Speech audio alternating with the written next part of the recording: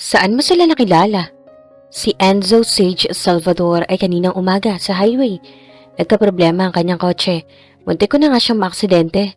Tapos sa isang party ko naman nakilala noon si Alfred Sage Salvador. Tapos kanina ay naroon siya sa makalabas ng Family Ventures. Ano ang kaugnayan nila sa atin pa? Hmm, ano iho? Aalamin ko. Wag mo hayaang gumulo iyon sa isipan mo. Tumayon ang ama niya. Akala ko kung ano ang pag-uusapan natin. Let's eat dinner. Iniwan na siya roon. Napalunok siya. Wala siyang nakuhang direktang impormasyon sa ama. Saka wala siyang makitang pagkagulat sa mukha nito. Tila hindi iyon usapin sa papa niya. Kung meron mang dapat na mabahala, ang ama niya yun. Pero hindi niya iyon nabalaag sa mukha nito. Nanatiling mainit ang ulo ni Gramen. Pagdating nila sa bahay na kanilang tita Marina, hindi niya makalimutan ang taong nakabangga sa airport. Hindi naman niya iyon sinasadya. Ang pagkakamali lang niya, hindi narinig ng ginang ang paumanhin niyang nasambit. Gramen, tita, napagod ka ba sa inyong biyahe? Parang ganun na ho. Baka naman iniisip mo pa rin yung nangyari kanina. Huwag ka nang magkaganyan. Hindi man maganda yon, charge it to experience na lang. Hindi naman nabawasan ang iyong kapugian eh. Okay lang ho ako. Mainam kung ganoon. Alam mo, kakatwa ka talaga. Lumaki ka't nagkaisip sa New York. Pero ang tatas ng Managalog, wala talaga ako masabi. Tinutukan ka talaga mabuti ni Ate Beng para matuto ng Tagalog. Oho, ang mabuti pa'y kumain na muna tayo. Naganda ako ng masasarap na pagkain. Walang batchay sa New York, kaya siguradong magugustuhan mo yon, Gramen. Paborito iyon ng lahat. Nagluluto niyon si Mama. Ha? Sumbat na ang kanyang ina. Regular ako nagluluto ng batchoy, Marina. Pag may nagtitipon ng mga Pinoy sa New York, batchoy ang aking inihahanda. Kaya hindi na estranghero sa batchoy si Gramen. Ganoon ba? Sa bagay. Magaling ka talaga magluto ng batchoy, ate. Mabuti na lang at hindi mo pa rin nakakalimutang magluto na yun. Tayo na sa komedor. Bago ako umalis kanina, nagluto na ako. Nasaan sa Ronel? Nasa universidad pa. Mamayang hapon pa ang kanyang uwi, ate. Gusto ko nga sana siyang sumama sa pagsundo sa inyo kanina pero ipinagtulakan kong pumasok. Baka kasundo mo ang pinsan mong yun, Gramen. Marahan siyang tumango. Nag-iisa lang din ang anak ng kanyang tita Marina. Balo na ito sa pagkakatanda niya. 2 taon nang patay ang asawa nito. Hindi nakauwi ang kanyang mama dahil ayaw siyang iwan sa New York. Nag-aaral pa kasi siya. Kinumbinsi pa nga niya itong umuwi noon. Sumunod sila ng mama niya tungo sa komedor. Hindi lang batchoy ang inihanda nito, kundi meron ding dinuguan na hindi na rin naman estranghero sa kanya. Tapos may biskotso at piyaya. Panimula lamang ang mga iyan, Gramen. Marami ka pang matitikmang masasarap na pagkain dito sa Iloilo. Mamaya ay sumama ka sa akin sa restaurant. Marami kang mapagpipili ang pagkain doon. Mabubusog talaga ako nito. Inumpisahan niyang kainin ng dinuguan. Sino po ang nagluto nito, tita? Ang sarap ho! Well, ayokong ikumpara ito sa luto ni mama. Magkaiba ang lasa pero parehong masarap. Ang bait mo naman. Ayaw mo lang saktan ng damdamin ko. Alam mo bang pagdating sa pagluluto, walang makakatalo kay Ate Beng? She's the best. Naku, nakapag-English tuloy ako. At humalakhak ito. Nagtawa rin sila ng mama niya. Subalit hindi niyon naiwaglit ang ngit-ngit sa kanyang dibdib. Nanatili ang larawan na lalaki nakaaway sa isipan niya. Oras na magtapat muli ang kanilang mga landas, ipapatakim na rito ang ngit-ngit sa pangalawang pagkakataon. Pagkatapos kumain, tumungo na siya sa kwartong pagsasamahan nila ng pinsang si Ronel. Iniwanan niya sa sala ang kanyang tita at ina para magkwentuhan. Kung ilang taon na siya, ganoon din ang taong hindi nagkita ang dalawa. Puro lamang sa sulat ang komunikasyon ng mga ito. Minabuti na muna niyang magpahinga. Natagtag siya sa mahaba nilang biniyahe. Nagising lamang siya nang maramdamang may pumasok ng kwarto. Isang lalaki yun na nakilala niyang si Ronel. Nagpapadala ng litrato ang mag-ina sa kanila. How are you, Gramen? Mabuti. Bumangon siya. Ikaw, kumusta? Sabay lahad ng kamay. Sa wakas, nagkita rin tayo, Ronel. Nagkamay sila. Tapos inakbayan siya. Magkasing tangkad lamang sila ng pinsan. Marunong ka pala talagang magtagalog. Ang tatas mo pang magsalita. Puno ng paghanga nitong sambit. Gigimik tayo mamaya, ha? Di mo kailangan magkulong dito. Kailangan mo mamasyal. Sige. Alam niyang kanyang maaasahan si Ronel. Matutulungan siya nito para matuntun niya ang kinaroroonan ni Alejandro Salvador. Ang estranghero niyang ama. Magiging sekreto nila yon ng pinsan. Hindi na muna niya ipapaalam ang plano niya sa kanyang mama para walang gulo. Nagawa ng mabilang ni Francis ang palapag na may katayugang gusali. 10 palapag iyon. Iyon ang sentro ng kayamanan ni Don Alejandro Salvador. Sa panghuling palapag ay nakasulat ang family venture sa malalaking letra para mabasa ng lahat at kahit sa malayo.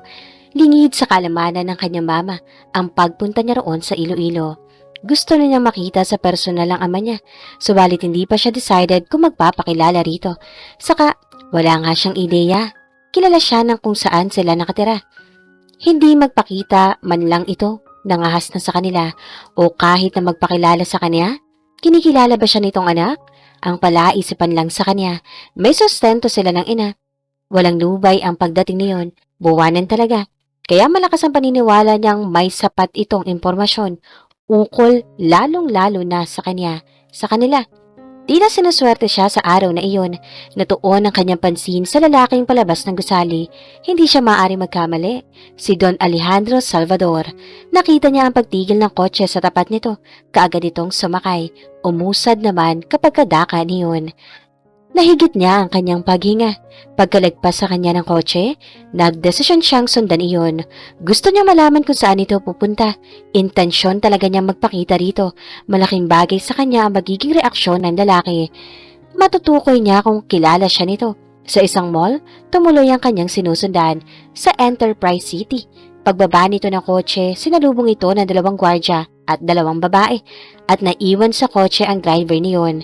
Isang patunay sa kanya na importanteng tao sa pamunuan ng mall si Don Alejandro Salvador. Sumunod siyang pumasok. Alalay lamang ang kanyang naging pagsunod sa 3 dahil umuwilay na sa mga ito ang 2 gwardya. Nagawa na niyang mabistayan sa malapitan ng kanyang ama. Ang una lang niyang napansin niyang similarity dito ay ang kanyang kulay. Nakita niya ang pagpihit pabalik ng 3. Bigla ang bangon ng kaba sa kanyang dibdib. Makakasalubong niya ang mga ito.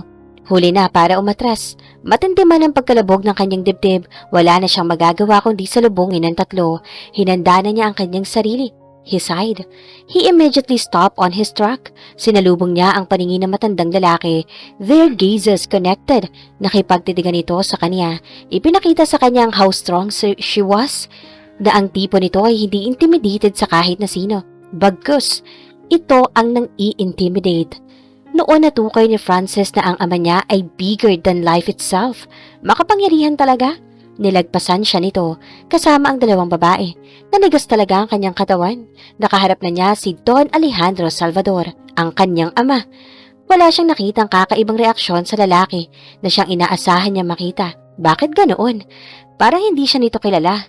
Sobra tuloy ang paggapang ng dismaya sa kanyang dibdib. Pumihit siya. Sumunod ang kanyang paningin sa 3. Diretso ang lakad ng mga ito. Kumilos ang kanyang mga paa pasunod sa 3. Blangkado ang kanyang isipan. Pakiramdam niya ay di sapat ang pagkonekta ng kanilang isipan. Bakit pa siya maghihintay ng tamang sandaling sinasabi ng kanyang mama? Hayun! At abot kamay na niya ang lalaki. Kailangan pa ba niyang palampasin ang naturang pagkakataon? Kung hindi siya kilala ni Don Alejandro Salvador, pues magpapakilala siya rito bilang anak. Sa nag-uumapaw nitong kayamanan, normal lang na makiambush siya. Isa siyang Salvador. Hindi lang ang anak nito ang kung sino mang Sage at Salvador ang makikinabang. Siya rin. Nasa dibdib din niya ang pagnanais na makaharap si Alfred Sage at Salvador. Ano kaya magiging reaksyon nito sa oras na malamang hindi lang ito tagapagmana ni Don Alejandro? Walang dudang hindi ito maniniwala. Pero iyon ang katotohanan na kailangan nitong tanggapin. Mulagat si Alfred sa nalaman. Ang nagbalita sa kanila ay ang general manager ng Avalon Hotel. Iba na ang may-ari niyon. Labili na. Hindi niya akalaing totoo ang narinig niya noon na ibebenta ang hotel. Kaya asahan na ang pagbabago mangyayari sa katapusan. Magkakaroon ng rego doon. Mababago ang management structures ng Avalon Hotel. Nakakalungkot, pero may mawawala ng trabaho. Kitang-kita ni Alfred ang pagkagulat sa mukha ng mga empleyado. Maliwanag ang pagkakasabi ng kanilang general manager. Mababago ang management structures ng Avalon Hotel. Maging siya ay masasagasaan sa mangyayaring pagbabago roon, malaki rin ang posibilidad na mawawalan siya ng trabaho. Ang pagtanggal ng mga empleyado ay nakasalalay sa inyong performance evaluation. Kung sa tingin ninyo, Naging masipag kayo at walang problema sa inyo. Walang dahilan para kayo'y mangamba. Ang sigurado lang talaga, may matatanggal sa roster of employees ng Avalon Hotel. Ako nga, hindi sigurado kung mananatili pa rito. Ang kainaman lang, ang matatanggal ay ibibigay ang tamang compensation. Matapos ang naturang pagpupulong, nangahas si Alfred na kausapin ng kanilang general manager. Hindi nito nabanggit kung sino na ang bagong may-ari ng hotel.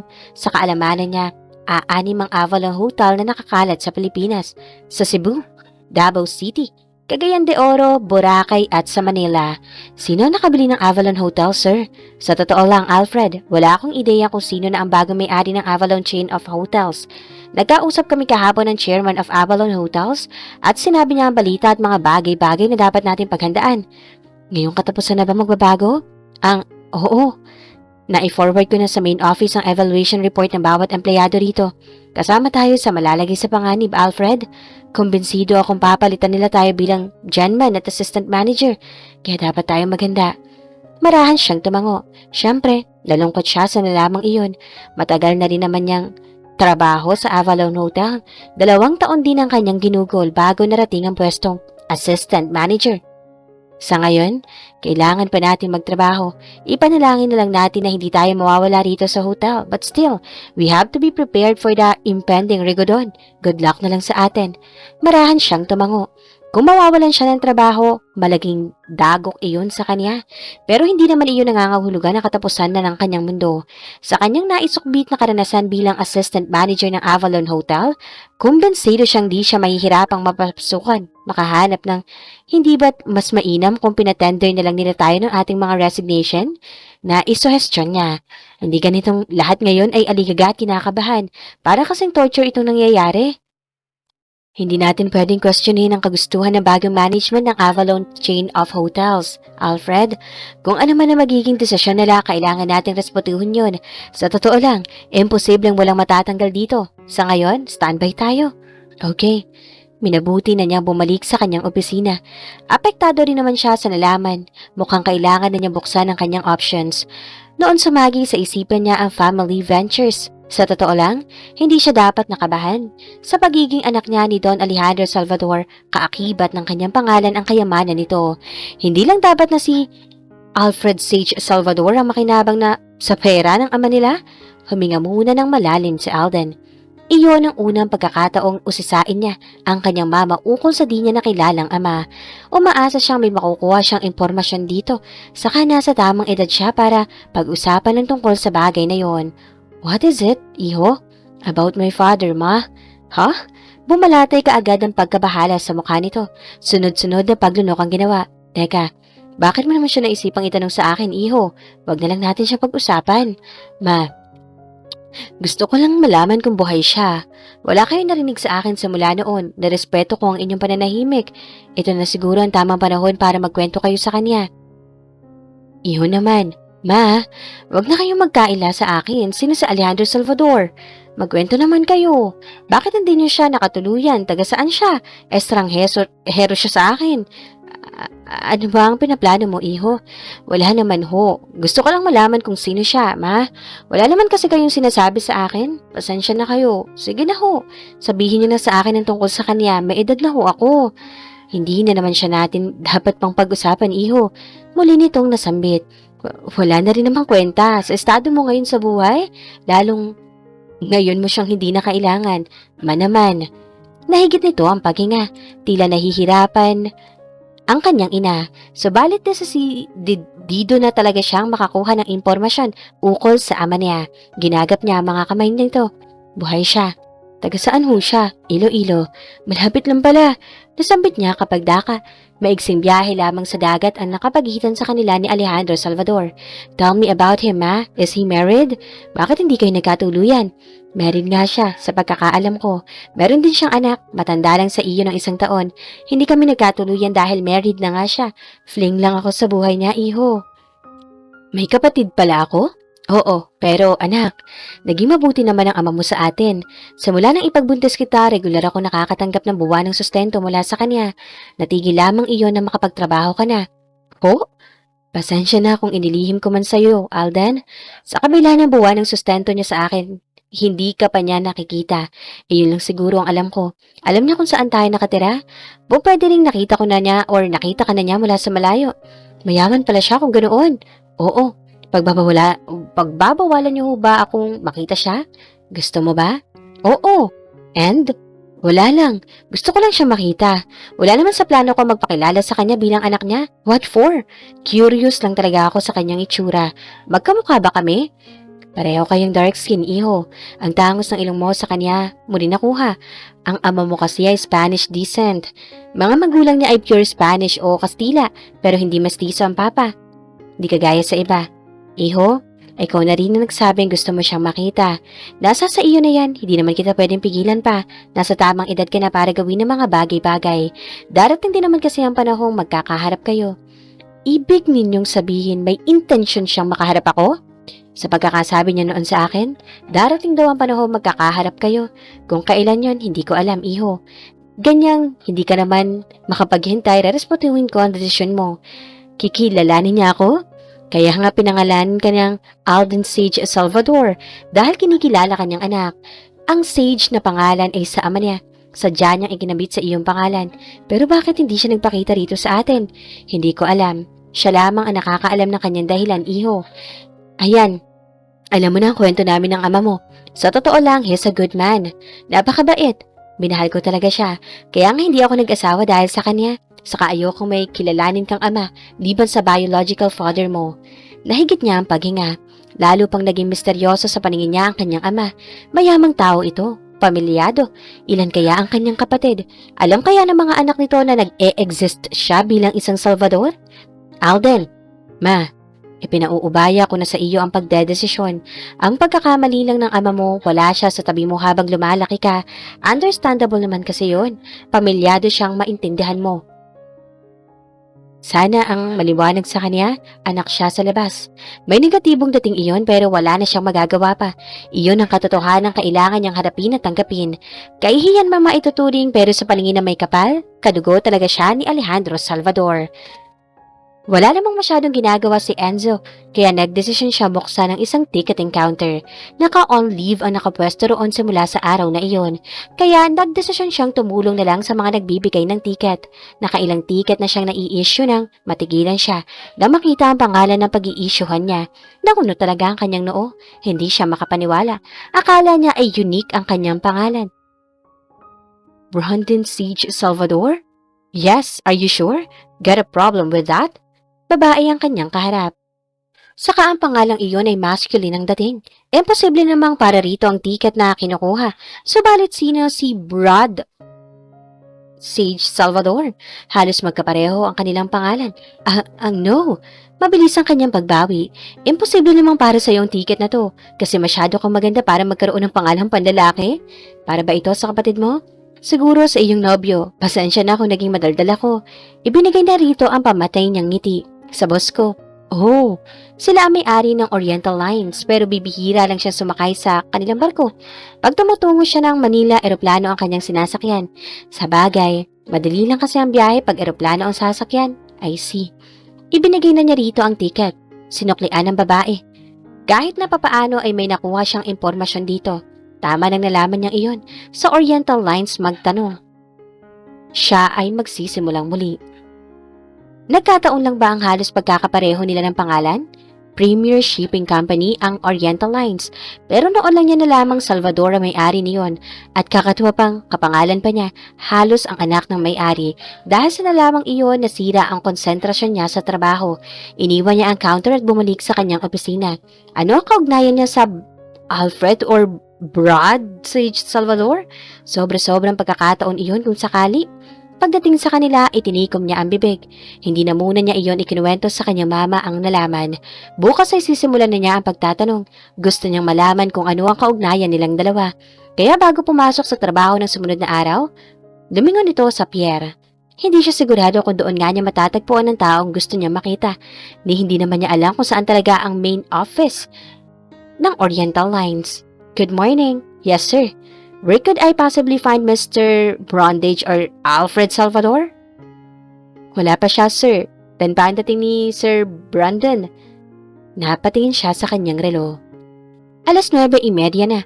Ang mahalaga rin, kumpirmadong doon nag-opisina ang lalaking kanyang hinahanap. Hindi siya pa pwedeng maghintay dahil malilate siya sa trabaho. Dito ba siya nagla-lunch? Umuwi siya. 12 siya dito, umaalis? Yes. Anong oras ang kanyang balik? 1:30? Malabong makita sila ng lalaki. Hindi magkatugma ang kanilang schedules. Liban na lang siguro kung mag-undertime siya sa trabaho. Kung tutuusin, madali lang naman sa kanya yon. Wala namang sumisita sa kanya. Thank you. Sandali lang, sir. Why? Sino po kayo? Para masabi ko kay sir ang siyang hintayin. Walang dudang he's already on his way. Malapit na rin namang mag-10. Babalik na lang ako. Tinalikuran na niya ang kausap. Hindi niya sinabi dito ang kanyang pangalan. Tumungo na siya sa airport. Mamaya ay babalik siya sa pier. Baga-undertime siya. Isang palaisipan talaga sa kanya ang lalaki.